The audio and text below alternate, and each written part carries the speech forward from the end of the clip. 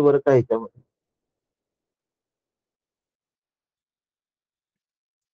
यक्ष आणि किन्नर सगळे आले याच्यामध्ये. एष सर्वेषु भूतेषु गूढोत्मा न प्रकाशते दृश्यते त्वग्रया बुद्ध्या सूक्ष्मया सूक्ष्मदर्शिभिः. आणि अनुभव कसा घ्यायचा? यच्छेंगवांग मनसी प्राज्ञस जथे ज्ञानमात्मन ज्ञानमात्मनी महती नियच्छेत तत्छत शांत आत्मनी. असा मंत्र क्रमांक 12 आणि 13 आहे.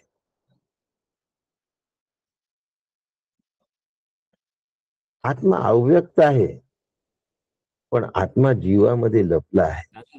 माईक थोडा बाहेर घ्या ना, तो शर्टच्या आतमध्ये आवाज पूर्ण येत नाही. थोडा शर्टच्या आतमध्ये गेलाय तो, फक्त बाहेर येतो.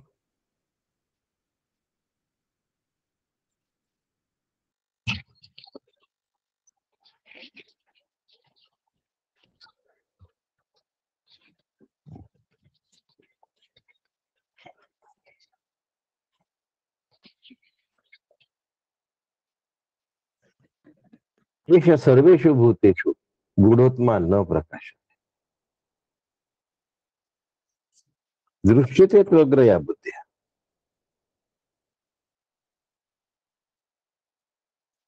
सगळ्या भूत मात्रांमध्ये आत्मा लपला आहे, आत्मा अप्रगट आहे. आत्मा असूनही आमच्यासाठी तो प्रगट आहे. ह्याचं कारण आम्ही कोण आहोत? पामर आहोत. आम्ही विषयी आहोत. आम्हाला विषयाचं खूपच वेळ आहे.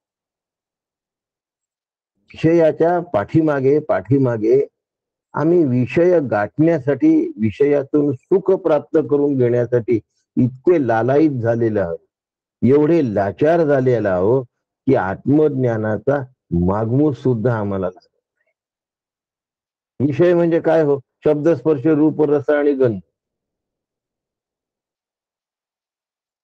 पाहण्यात, ऐकण्यात, चालण्यात, बोलण्यात, चिंतनात, निधिध्यासनात आम्ही गर्क असतो. आणि जर हे संवादी केलं तर त्या संवादीमध्ये पण आम्ही गर्क असतो. पलीकडे जाण्याची आम्हाला आठवणच नाही.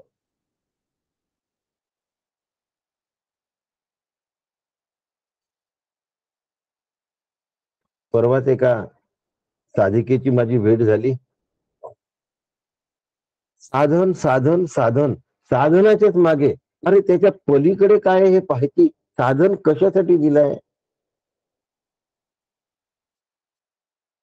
अहो, पहिलं तीराला जाण्यासाठी जर नाव असेल तर तुम्हाला नाव सोडल्यानंतर तीर लागणार आहे ना.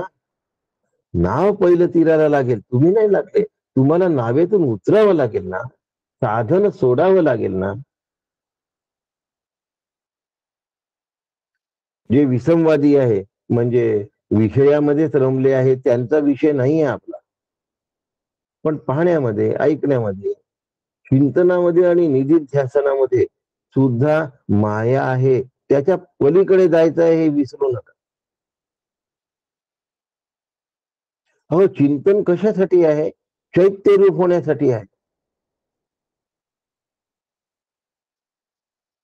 चिंतन शब्दामध्ये सुद्धा तन शब्द आहे. तन शब्दाचा अर्थ शरीर असा होतो.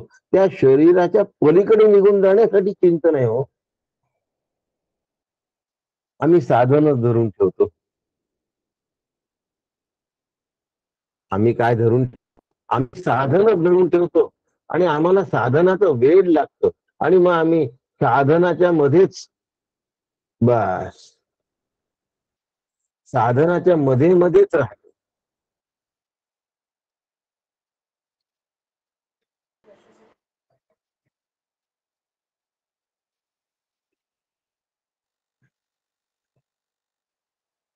साधनेमध्ये रमलं की साध्यापर्यंत जाऊन पोहोचत नाही, लक्षात ठेवा.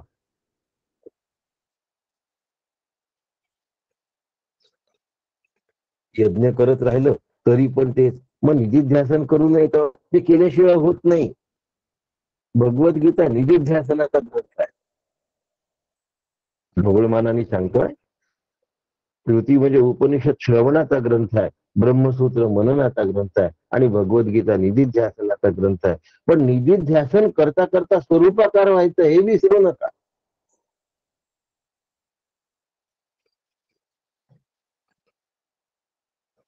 स्वतःची सुरक्षा जास्त महत्वाची आहे आणि स्वरूपाकार होणं ही सुरक्षा आहे.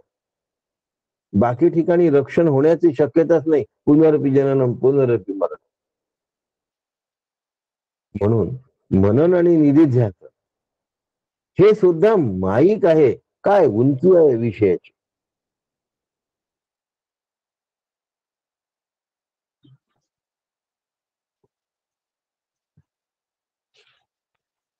याच्यासाठी सावध पण आहे. सावध एवढ्यासाठी राहायचं आहे की ज्याच्यामुळे आम्ही व्यापक झालो पाहिजे. त्यांनी आज सकाळी 6 वाजता शैला काकूंचं निस्पृह लक्षण ऐकलं असेल. त्यांना हे लक्षात येईल की उपनिषदाची उंची निस्पृह लक्षणामध्ये समर्थांनी मांडलेली आज सांगितली गेली. समर्थांच्या निस्पृह लक्षणामध्ये ज्यांनी आज सकाळी 6 वाजता ऐकलं असेल त्यांच्यासाठी सांगतो. कारण ही लिंक सगळ्यांना देता येत नाही. त्यांच्याकडे तशीच संख्या 100 होऊन जाते आणि मग कोणाला ऍड करता येत नाही. त्या उंचीवर मांडणी झाली आणि अनुभवाच्या त्या खोलीमध्ये नेऊन सोडलं शैला काकूंनी. आज सकाळचं निस्पृह लक्षण शेवटचा होता. गेले 10 दिवस एकाच समासावरती बोलते आहे.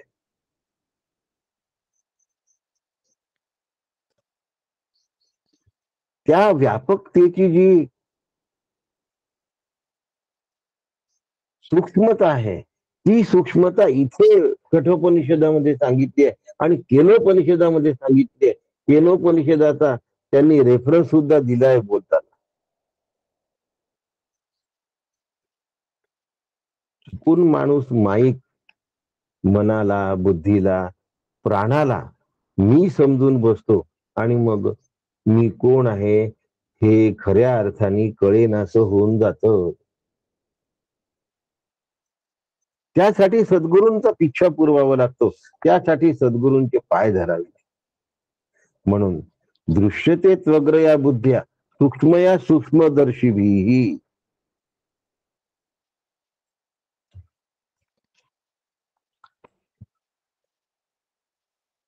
तोपर्यंत बुढोत्मा न प्रकाशते. सगळ्या जीवांमध्ये तो आहे.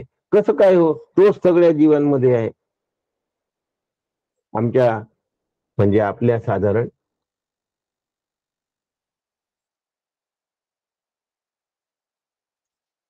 लहानपणचं एक उदाहरण देतो. काही बिस्किट आमच्या लहानपणी अशी मिळायचे की ज्याचे आकार प्राण्यांचे होते. घोडा, कुत्रा, गाय, बकरी अशा आकाराचे बिस्किट मिळायचे रंगीत प्रकारचे. त्या बिस्किटांचं खूप कुतूहल वाटायचं.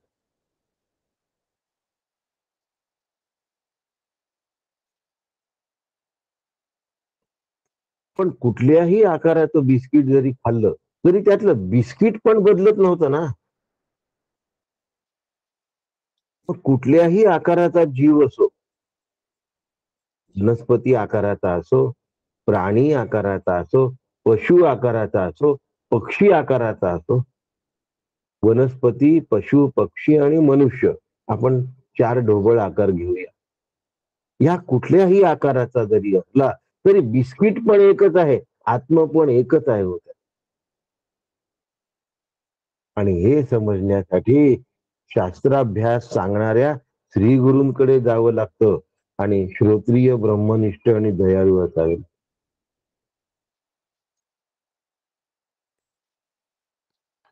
सद्गुरु म्हणे ते तुची, शास्त्र सांगे तैसेची, संतही म्हणती तेची, न कळे कोणा.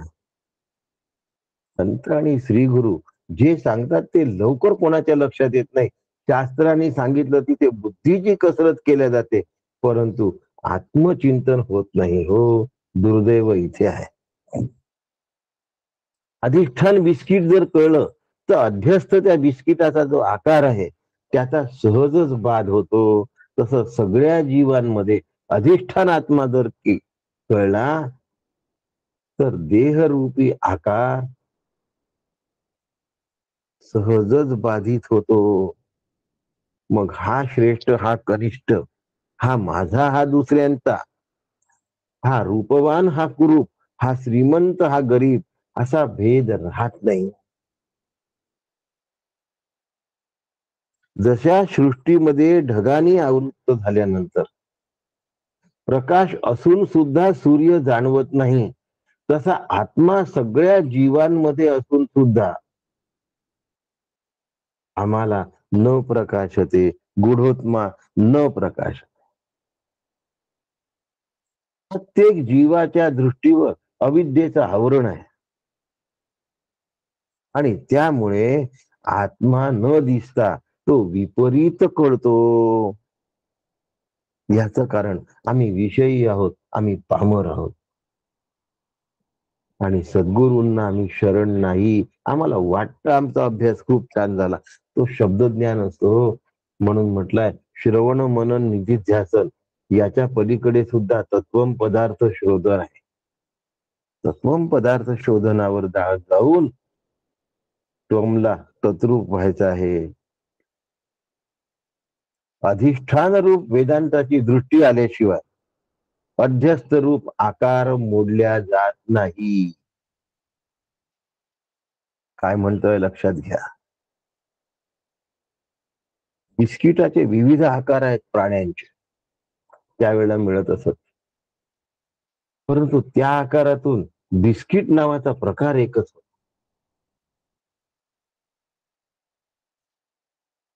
तसं आम्हा जीवांचे आकार वेगवेगळे आहेत. मनुष्य आहे, वनस्पती आहे, पशु आहे, पक्षी आहे, प्राणी आहे, पण त्याचं अधिष्ठान एक आहे.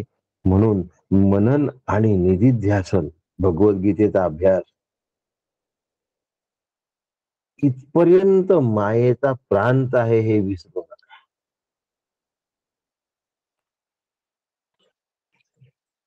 फार सुंदर वर्णन केलंय. ही माया निधिध्यासनापर्यंत असते आमचा पिछा पुरत. आणि काका म्हणतात ऐसी ही माया सबला, आवरणे झाकी दादूला, जीवे जीवे वेडावला विसरून येऊ. दादूला शब्दाचा अर्थ पती असा होतो, नवरा असा होतो. ज्याच्यावर आपण पूर्णतः अवलंबून असतो त्याला पती असं म्हणतात. माया परब्रह्मावर पूर्णतः अवलंबून आहे आणि तिने आपल्या पतीला झाकून टाकलं आहे. त्या आत्मपुरुषाला तिने झाकून टाकलं आहे.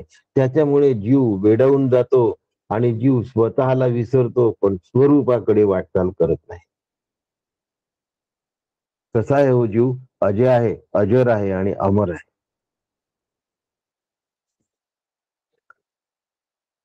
अंतरात्मा सगळ्यांमध्ये असताना सुद्धा तो कोणालाच का नाही कळत?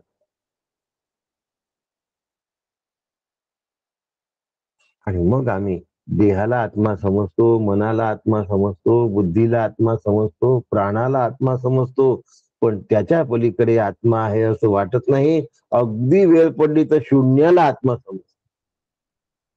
आज सकाळच्या निस्पृह लक्षणामध्ये शून्याच्याही पलीकडे कसं जायचं हे सांगितलं. लक्षात ठेवा. शैला काकूंनी 6 ते 7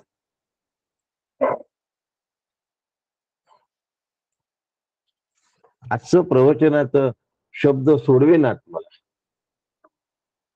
सकाळी 6 ते 7 निस्पृह लक्षण मला बंद करायची माझ्या मनाची तयारी होत नव्हती, पण 6:45 वाजता लिंक देण्याची गरज होती तुम्हा सगळ्यांना जॉईन करून घेण्यासाठी. म्हणून मी 6:45 ला ते बंद करून लिंक दिली तुम्हाला आणि मग तुम्हाला जॉईन करून घेतलं.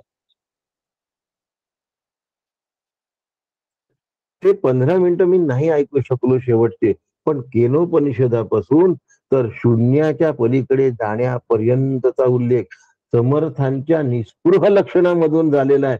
कमाल करा, तो कल्पना करा. समर्थांचा दासबोध, तुकोबांची गाथा, नाथ महाराजांचा नाथ भागवत आणि माऊलीची ज्ञानेश्वरी. ही अद्वैत तत्वज्ञानाला स्पर्श केल्याशिवाय ह्यातली एकही ओवी, एकही श्लोक, एकही ऋचा कधीही त्याच्या खाली थांबत नाही. निवृत्ती ज्ञानदेव सोपान मुक्ताबाई, एकनाथ नामदेव, तुकाराम, रामदास या सर्व संतांचा आत्मस्वरूपाला, अद्वैताला स्पर्श केल्याशिवाय कधीही त्यांची ओवी राहिलेली नाही. हे आजच्या निस्पृह लक्षणातून तुम्हाला स्पष्ट कळलं असेल. नसेल तर रेकॉर्डिंग ऐका आज.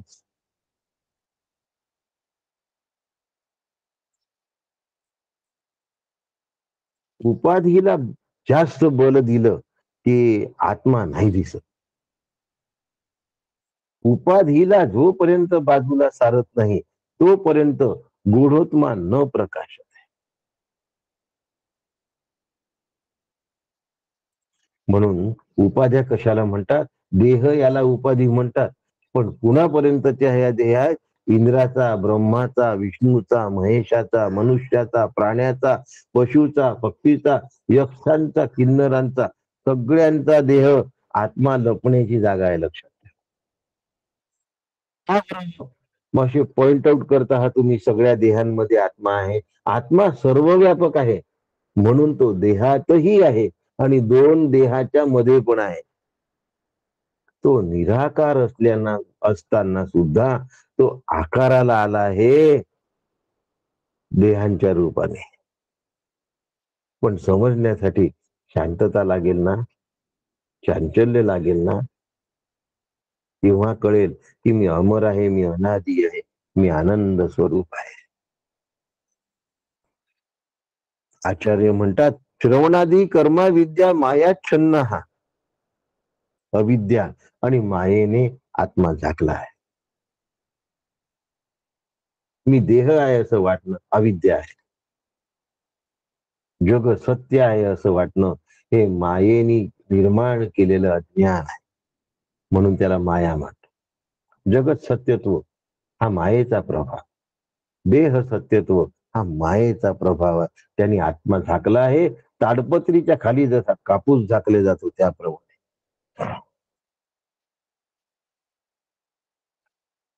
मी डोळ्यांनी पाहतो तोपर्यंत साक्षी आहे. क्रिकेट मधला अंपायर झाला, तिथे डोळे नसले तरीही मी साक्षी आहे. क्रिकेट मधल्या अंपायरला जर दृष्टी नसेल तर त्याला कोणी अंपायर म्हणून ठेवणार नाही. पण इथला अंपायर, इथला जो साक्षी आहे ना, हा दृष्टीवर सुद्धा अवलंबून नाहीये. हा कान चांगले आहे की वाईट आहे याच्यावरही अवलंबून नाही. हा अवयवांचा गुलाम नाही, हा अवयवांचा साक्षी आहे. लक्षात ठेवा. अविद्या ही जीवाची उपाधी आहे, माया ही ईश्वराची उपाधी आहे. म्हणून अविद्या विशिष्ट साभास चेतन हे जीवाचं वर्णन आहे शास्त्रीय. माया विशिष्ट साभास चेतन हे ईश्वराचं शास्त्रीय वर्णन. दोन्ही उपाधींचा निराश केला की मी आत्मा आहे हे कळतं आणि आत्माच परमात्मा आहे हे कळतं.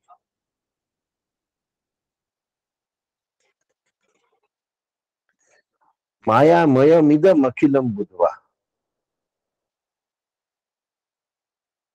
हो, भजगोविंदम ऐकलं असाल किंवा दैवी येशा गुणमयी मम माया दुरत्तया, भगवद्गीता.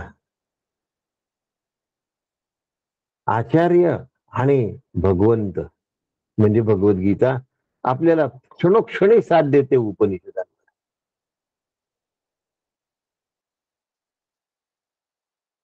आम्हाला देहामधला आत्मा कळत नाही कारण ईशणात्रयांच्या मध्ये आम्ही काय झालेलो, मोहित झालो आहे. ईशणात्रय माहिती असेल तुम्हाला. जित्तेषणा, दारेषणा, लोकेषणा. धनाचा हव्यास, स्त्री पुत्रांचा हव्यास आणि कीर्तीचा हव्यास याला ऐशणात्रय असं. या ऐशणात्रयांच्या पिक्चरमधून निघत नाही. माझ्या प्रवचनांना किती गर्दी राहील, माझी जाहिरात तुम्ही बाहेर केली की नाही? कमी लोक असतील तर चालतील असे शब्द निघत नाहीत. वाटतं की खूप संख्या असावी, खूप ऐकणारे असावे, आणि तो जास्त जेवढा प्रचार आणि प्रसार करतो, मग त्या साधकाला झेलायचं. यांनी आत्मा नाही दिसणार.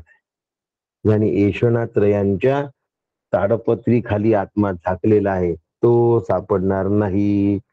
गणित सोडवल्या जाणार नाही. याला स्थूल बुद्धी असं, याला मायेची सिद्धी असं म्हणतात. आणि असं जर झालं तर आत्मा जन्मोजन्मी वध करतो. आत्मा नेणोनी तो वधी जन्मोजन्मी, कारण तो न जाणल्यामुळे पुनरपी जननम पुनरपी मरण. आता आत्मा नेणोनी तो वधी म्हणजे आत्मा वध करतो असा त्याचा अर्थ नाही. देहाला आत्मा मानल्यामुळे, प्राणाला आत्मा मानल्यामुळे, मनाला आत्मा मानल्यामुळे, शून्याला आत्मा मानल्यामुळे तो वधी. चार्वाक देहालाच आत्मा मानतो.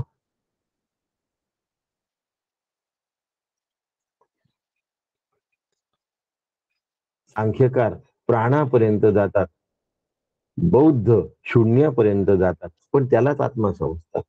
म्हणून आत्मा नेणोनी तो वधी, आत्मा जाणल्याच जात नाही.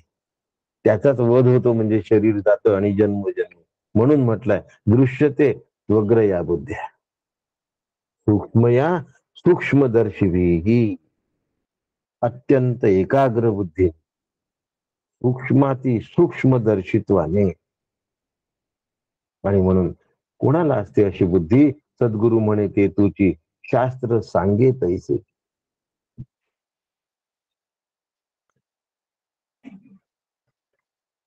अशा बुद्धीने जो चालतो, संत बुद्धीला जो शरण येतो, परी एक कोणी विरळा जाई ओलांडून या स्थूळा पाहे मायेची या मुळा मुमुक्षत्वे. 81 नंबर. असा जो असतो ना, तो तो विरळा असतो आणि तो तिथपर्यंत जाऊन पोचतो. लक्षात ठेवा.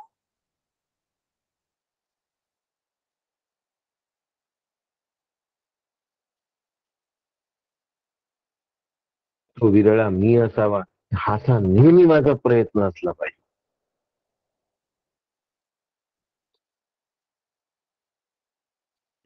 तो मी विरळा कसा राहील, त्याच्यासाठी काय प्रयत्न केला पाहिजे? मी होऊ शकतो का हो तसा? हो. काकांनी सांगितलं की कर्म करीत असताना ते जर निष्काम आणि शास्त्रसंमत असेल तर चित्त शुद्ध होतं, पवित्र होतं. तस्मात शास्त्रम प्रमाणम ते कार्य अकार्य व्यवस्थित. आणि म्हणून शास्त्राचं विधान जाण, ज्ञात्वा शास्त्र विधानोक्तम कर्म करतो मी. ते शास्त्र सांगतं की सगुण प्रेमे पूजिता सर्व भावे उपासिता सर्व भावे वर्त स्थिरता येतसे चित्ता हे नचिकेता. चित्त शुद्ध होतं, चित्त पवित्र होतं, चित्त शांत होत, चित्त शांत होत. ज्यांचे व्हिडिओ चालू आहेत त्यांना मी डिलीट करत असतो, ताबडतोब काढून देत असतो, कारण इतरांना डिस्टर्ब होऊ नये म्हणून. काढलं मी आत्ता एकाला. वैराग्याने चित्ताची शांती टिकत असते आणि वेदविहित निष्काम कर्माने.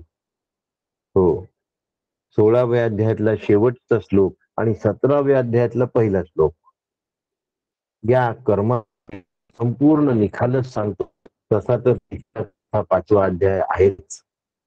कर्मयोग आहे, ज्ञानकर्म संन्यास योग आहे.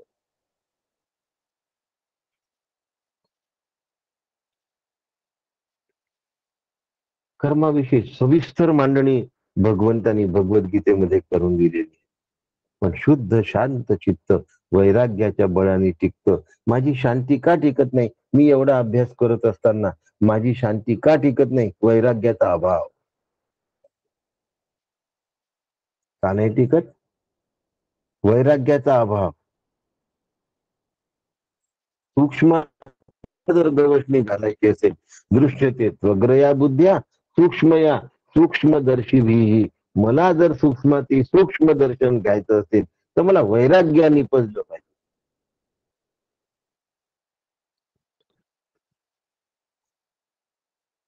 आम्ही आमच्यासाठी महागडा कपडा आणतो आणि देताना कसा आणतो सांगायला पाहिजे का? दुर्दैव सांगतो एक उदाहरण, देवाचे कपडे अत्यंत स्वस्त आणि हलके घेतात. देवासाठी कपडा दाखवा आधी, मग आम्ही लग्नाचा कपडा घेऊ. कसा कपडा घ्यायचा देवाचा? हलका. तुमची वृत्ती हलकी असते म्हणून देवाचा कपडा हलका घ्यावा. अज्ञानी जीवाला, साधकाला कितीही उपदेश केला तरी त्याचा चित्त शुद्ध नसल्यामुळे तू ब्रह्म आहे असं सांगितल्यावर सुद्धा त्यात त्याचा प्रकाश पडत नाही. डोक्यात प्रकाश पडत नाही म्हणा, जीवात ती बुद्धी प्रकाशतच नाही, त्यामुळे त्याला कळतच नाही. म्हणून वर्षानुवर्ष शास्त्र ऐकून सुद्धा त्याचं दुःख, त्याची निराशा, त्याची चिंताग्रस्तता जात नाही.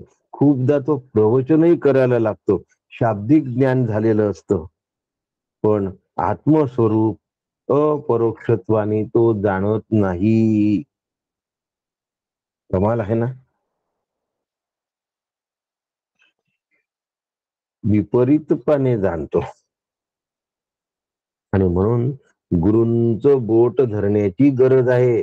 बोट धरण्यासाठी हात गुरु धरत असतात बरं का. त्यांनी हात दिल्यावर बोट सापडत, तोपर्यंत बोट सापडत नाही तोपर्यंत चरणावर नतमस्तक होता आलं पाहिजे.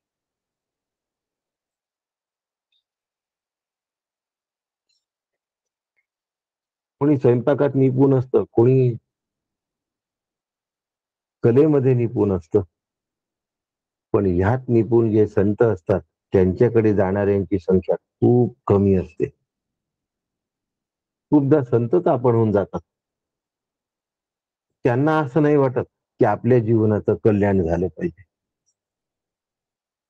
एकाग्रच होत नाही साधना करता. नोटा मोजताना कसा एकाग्र होतो? हळूहळू ती एकाग्रता आत्मरूपतेमध्ये बदलली पाहिजे. ऐसी बुद्धी विरागी जी उपासनेशी जागी, तिची मुमुक्षुत्वे भोगी आत्मरूप. आचार्य म्हणतात, एवं पुरुषम आत्मनी स्वस्याः प्रशांतात्मा कृतकृत्यो भवति यतोस्तद दर्शनार्थम अनाद्या विद्या सुषुप्ताः उत्तिष्ठत हे दंतवाः आत्मज्ञानाभिमुखाः भवत. एवं पुरुषम आत्मनी पासून आत्मज्ञानाभिमुखा भवत पर्यंत. अरे ज्याला विष्णुपद म्हटलेलं आहे ते विष्णुपद हेच आहे, लक्षात ठेव. आचार्य सांगतात 11व्या मंत्रातला जो पुरुष आहे ना, त्याच पुरुषाचं वर्णन 13व्या मंत्रात करत आहे. दुसऱ्या कुठल्या वस्तूचा साक्षात्कार नसून त्या पुरुषाचाच साक्षात्कार आहे. सर्वम प्रविलाप्य. त्या ठिकाणी नाम रूप कर्म साधन यांचा भेद सगळा मावळून जातो आणि तो परम पुरुषाला प्राप्त होतो. दृश्यते स्वग्रया बुद्ध्या. आपल्या बुद्धीने नाही, सूक्ष्मदर्शी जे आहेत त्यांच्या बुद्धीने हे होतं. सगळ्यांच्या बुद्धीने हे होऊ शकत नाही. स्थूल आणि चंचल बुद्धीने हे होत नाही. अस्थिर बुद्धी हे नाही शिकू शकत. चंचल मन असतं, बुद्धीला अस्थिर म्हणतात.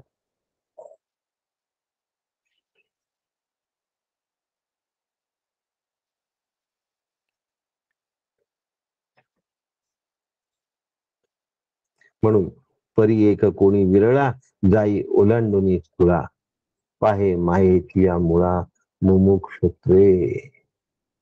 मायेचं जे मूळ आहे ना, मूळ माया ब्रह्मस्वरूपाच्या अधिष्ठानावर आहे. मायेचं मूळ ब्रह्म आहे, लक्षात. तिला जरी मूळ माया म्हणत असले तरी ती जी माया आहे तिचं मूळ ब्रह्म आहे. म्हणून ब्रह्म अनादी आहे, तशी माया पण अनादी आहे. जेव्हापासून ब्रह्म आहे निर्माण झालं म्हणत नाही बरं का. जेव्हापासून ब्रह्म आहे तेव्हापासून माया निर्माण झाली. जेव्हापासून ब्रह्म आहे तेव्हापासून माया निर्माण झाली आहे. म्हणजे ब्रह्म हे अनादी आहे आणि माया ही अनादी आहे. ब्रह्मा इतकीच अनादी आहे माया. हो, पण ब्रह्म अनंत आहे आणि माया शांत आहे. माया संपणारी आहे. कधी संपते? ज्ञान निवर्त्य. ज्ञान झालं की माया संपते आणि ज्ञान झालं की ज्ञान रूपता आली की ब्रह्माचा अनुभव येतो. म्हणजे ब्रह्म रूपता येते लक्षात.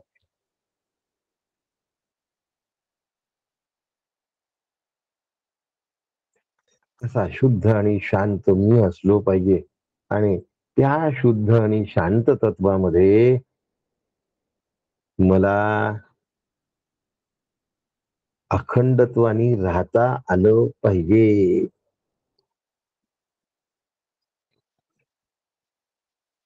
उद्या सकाळपासून 8 दिवस अखंड नामध्यान निरूपण 6 वाजता घेणार आहे मी.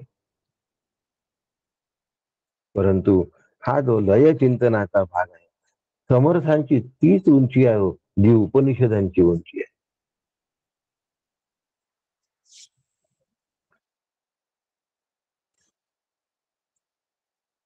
माऊली, नाथ महाराज, तुकोबा प्रत्येक ओवी त्या उंचीची लिहितात हो. ह्या ओव्यांची संख्या बघू नका, या सगळ्या संख्या स्वरूपाकारतेला जाऊन मिळतात प्रत्येक ओवी. म्हणून एकतरी ओवी अनुभवावी. थोडासा उसटसा उल्लेख मी 13व्या मंत्राचा करतो आहे. उद्या पुन्हा तो सविस्तर घ्यावा लागणार आहे. हा साधनेचा भाग आहे. यच्छिंग वांग मनसी प्राज्ञस तच्छे ज्ञानम आत्मनी.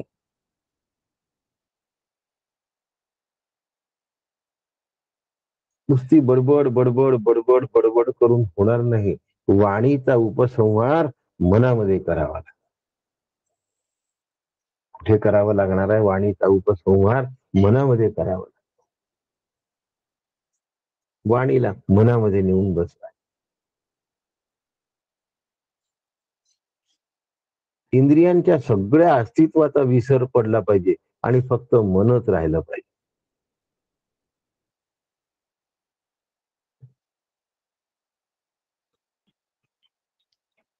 इंद्रियांना एके ठिकाणी ठेवून मनामध्ये एकरूप होणं, आता हा साधनेचा प्रकार सुरू झाला आहे, लक्षात ठेवा. निष्काम कर्मोपासनेतून चित्ताचा चैतन्यात लय होण्याची लय चिंतन प्रक्रिया आहे.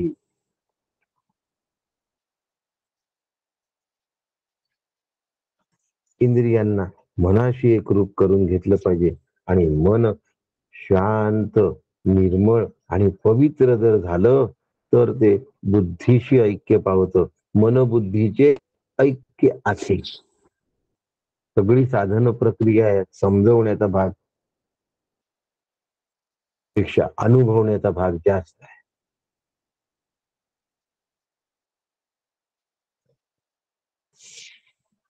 इंद्रियासह मनाला आणि मनाच्या सह बुद्धीपर्यंत धैर्य टिकवतात. साधनेला बसल्यानंतर वाणी नाम घेते म्हणजे इंद्रियांना काम करायला सुरुवात झाली. घेतलेलं नाम कान ऐकताय, या विषयाला जरा सुद्धा दुर्लक्षित करू नका. इंद्रिय वाणी नाम घेते, घेतलेलं नाम कान ऐकताय आणि डोळ्यासमोर ज्याचं नाम घेतलं त्याचं रूप आलेलं इथपर्यंत जमलेलं आहे. आता हे जमत असताना मनाचं सैरावैरा भटकणं थांबलेलं आहे. वाणी, कान आणि डोळा तीनही एकाच ठिकाणी एककेंद्रित झालेले आहे. म्हणून मनाचं भटकणं त्या ठिकाणी थांबलंय आणि आता ते बुद्धीपर्यंत जाऊन पोचतो. असं शांत मन विवेकाने ती शांत करायला धैर्य लागतं, चिकाटी लागते, सातत्य लागतं, सामर्थ्य लागतं, बळ लागतं. सगळं ऐकायला सोपं आहे.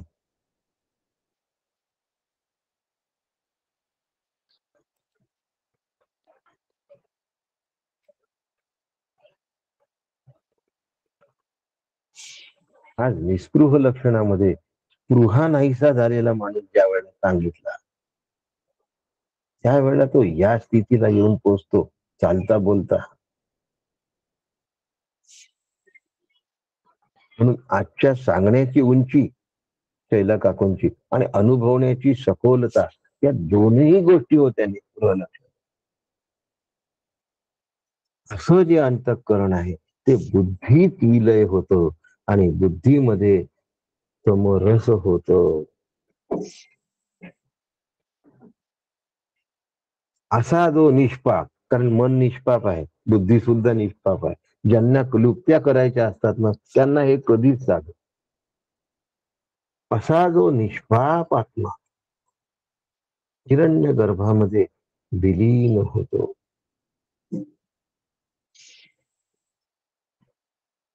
हा क्रमविकास आहे. स्थूला करून सूक्ष्माकडे जाण्याचा विकास आहे.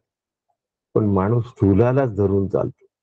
पठण करायला लागला तर पठण पठण पठण पठण म्हणतच राहतो. इतके आवर्तन, तेवढे आवर्तन, तेवढे आवर्तन, मग त्याला आवर्तनाचंच वेड लागतं. आवर्तन करणं वाईट नाही आहे, चांगलं आहे. अनेक लोक त्याच्यामध्ये सहभागी होतात, उत्तम आहे. पण मोक्षाची वाट त्याच्या पुढे आहे ना हो. तिथून ध्यान लागतं. खूप छान. मोक्षाची वाट त्याच्या पुढे आहे ना हो. बुद्धीची धारणा तयार होते, ती अतिशय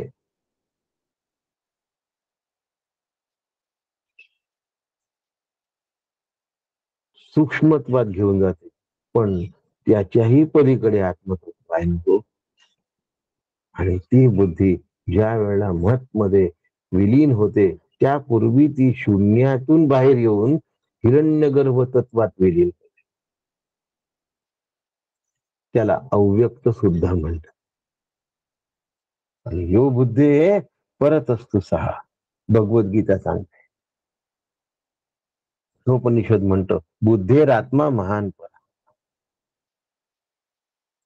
अशा प्रकारे हा क्रमाक्रमाने स्थूलातून सूक्ष्माच्या वर्मापर्यंत जाण्याचा प्रवास आहे, ज्यातून परब्रह्मरूप सर्वश्रेष्ठ ब्रह्मरूप अनुभवाला येतं.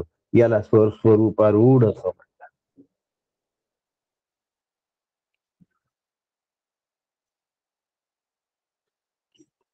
नुसतं प्रवचन करण्याने नाही होत, नुसतं बोलण्याने नाही.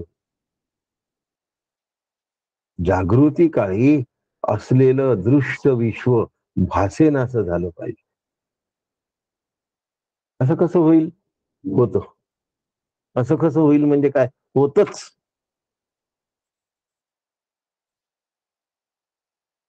कसं होईल हो? हा विषय आणि लय चिंतन उद्या पुन्हा सांगणार आहे बरं का.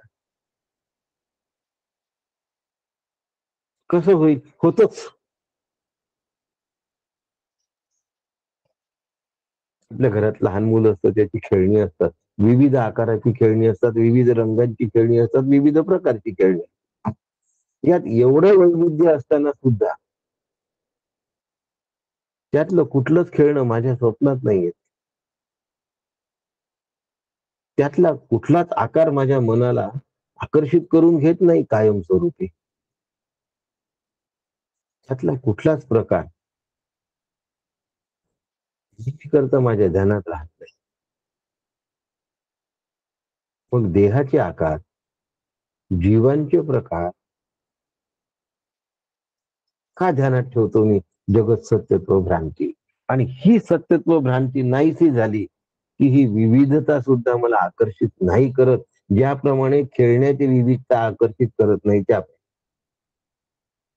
फुगे सुद्धा अनेक प्रकारचे मिळतात, पण खूप प्रकारचे फुगे मिळाल्याने लहान मुलं त्याच्याकडे आकर्षित होतात. मोठा माणूस फुग्याचा प्रकार आहे एवढं समजून जात. तसं अनेक जीव प्राणी हे विविधतेने जरी नटलेले दिसले तरी त्यात ब्रह्मस्वरूपच आहे, दुसरं काही नाही. हे सूक्ष्मदर्शी बीला कळत असल्यामुळे त्याचं जागृतीमध्ये लय चिंतन.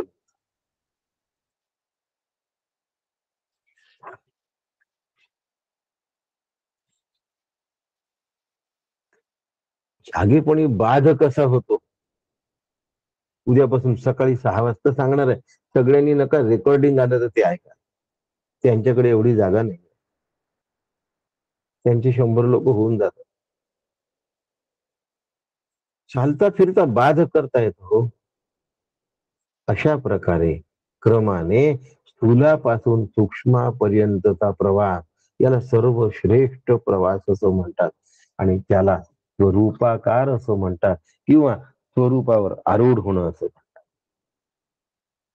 पण जग दिसतं पण ते सत्यत्वानी जाणवत नाही. लहान मुलाला खेळणं सत्यत्वानी जाणवतं आणि मोठ्याला ते खेळणं खेळणं आहे एवढं कळतं. सुखाची व्यवस्था आहे हे कळतं, अखंड सुख त्यात नाही हे त्याला कळतं. अखंड सुख त्या नाही त्याला कळतंय. आणि हे ज्या दिवशी लक्षात येईल त्या दिवशी तुमचं काम झालंय बघा. एकदा स्वरूप ज्ञान झालं की जगत मृगजळासारखं भासतं. रज्जू सर्पावर दिसते परंतु ती सत्यत्वाने दिसत नाही आणि म्हणून याला अनिर्वचनीय ख्याती असं विचारसागर सांगते. सत्ख्याती असत ख्याती तशी अनिर्वचनीय ख्याती विचारसागर सांगितलेली आहे. अनिर्वचनीय ख्यातीमध्ये ते असतं पण सत्यत्वानी नसतं, म्हणजे असलेलं भासतं असं म्हणूया. ज्याप्रमाणे आकाश निळ असतं की भासतं, उत्तर आहे भासतं. रंगांच्या विविध खेळांमुळे 7 रंग आहेत. रंगांच्या विविध खेळांमुळे दूर अंतरावर असलेलं आकाश निळ भासतं. इतकंच नव्हे त्याच्या रंगाने पाणी सुद्धा निळ भासतं आणि असं असून सुद्धा आकाश निळ नसतं. त्यामुळे जगत प्रत्यक्षाने जरी भासल्यासारखं वाटत असलं तरी वास्तविकतेमध्ये ते नसतं. त्याला खूप सुंदर एक शब्द आहे, मरीच्युत कररज्जू सर्प गगन मलानीव. वाळवंटामध्ये भासणारं मृगजळ मरीच्युत कररज्जू सर्प, रज्जूवर भासणाऱ्या सर्पाप्रमाणे, आणि गगन मलानीव आकाशात दिसलेल्या निळ्या रंगाप्रमाणे. मिथ्या ज्ञान विजृंभिपतम असं म्हटलंय आचार्यांनी. सर्व प्रविलापन होय, हे सगळं प्रविलापन आहे. म्हणजे हा नुसता प्रविलाप आहे, ही वास्तविकता नाही आहे. आणि असं करण्यासाठी ऐसेनी स्वरूप जाणीता जीवा ये कृतकृत्यता येई चित्ता प्रसन्नता शांतीचे सवे. तो जीव कृतकृत्य होतो, शांत रूप. पुन्हा लय चिंतन उद्या जरूर ऐका.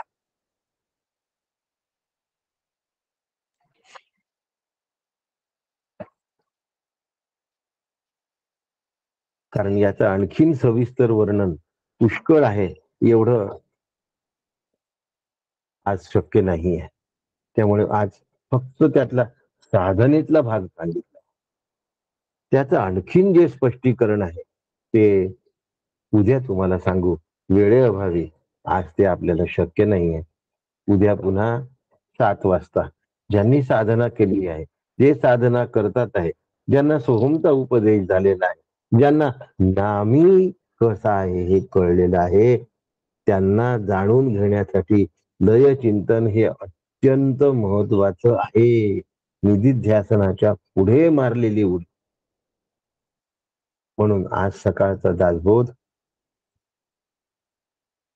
त्याची वैचारिक उंची आणि अनुभवाची खोली तीच होती जी उपनिषदाची आहे.